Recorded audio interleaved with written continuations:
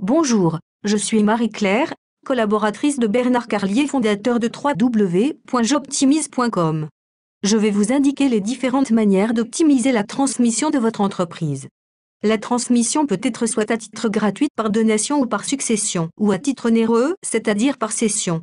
Nous nous concentrerons seulement sur les sociétés, sociétés anonymes, sociétés à responsabilité limitée, etc. Tout d'abord, nous détaillerons les schémas d'optimisation en matière de donation ou de succession.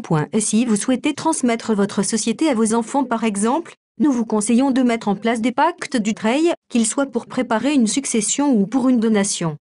Ceci vous permettra une économie substantielle des droits de mutation. En effet, dans le cadre des pactes du treuil, les donations de parts ou actions de sociétés exerçant une activité industrielle, commerciale, artisanale, agricole ou libérale sont exonérées de droits de donation, à concurrence de 75% de leur valeur lorsque, préalablement à la donation, le donateur et au moins un associé de la société ont pris et respecté l'engagement de conserver l'entreprise pendant 2 ans au minimum et que les donataires, les enfants par exemple, prennent ensuite l'engagement de les conserver pendant une période supplémentaire de 4 ans.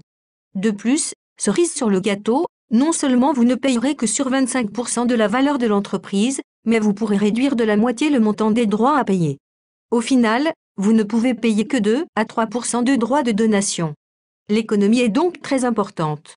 Nous vous conseillons donc vivement de faire ces pactes du treuil en allant par exemple en parler à votre notaire. Dans le cadre des pactes du treuil succession, les transmissions par décès de parts ou actions de sociétés exerçant une activité industrielle, commerciale, artisanale, agricole ou libérale sont exonérées de droits de succession, à concurrence de 75% de leur valeur lorsque, préalablement au décès, le futur défunt et au moins un associé de la société ont pris et respecté l'engagement de conserver leurs titres pendant 2 ans minimum et que leurs ayants droit prennent ensuite l'engagement de les conserver pendant une période supplémentaire de 4 ans.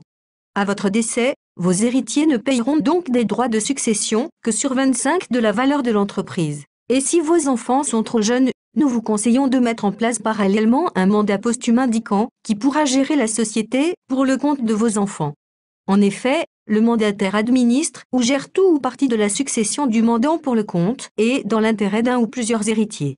Il a alors le pouvoir d'effectuer des actes dits conservatoires et des actes d'administration et de gestion sur les biens de la succession. Attention, chaque année, il doit rendre compte de sa gestion aux héritiers.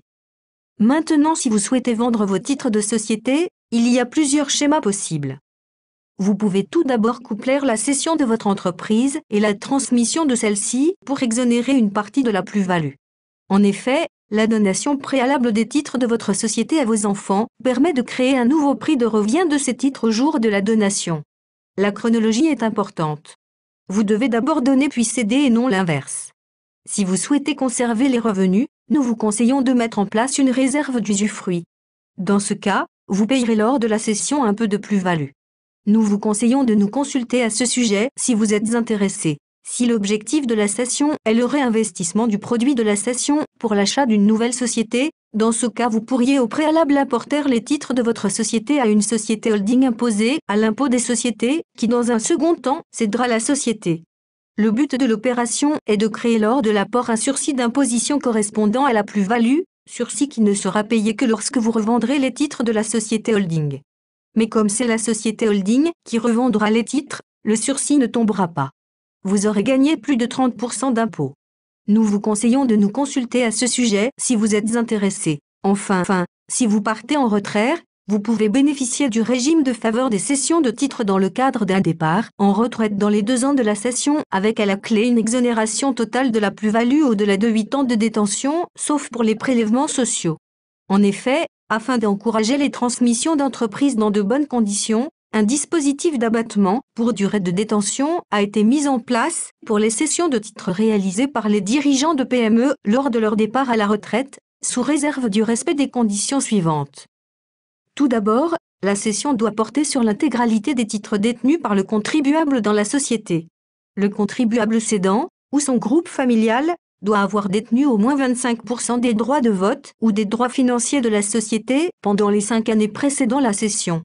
Le cédant doit avoir exercé, de manière continue, pendant les 5 années précédant la cession, une fonction de direction dans la société dont les titres sont cédés. Enfin, le cédant doit percevoir au titre de cette fonction de direction une rémunération normale représentant plus de la moitié de ses revenus professionnels.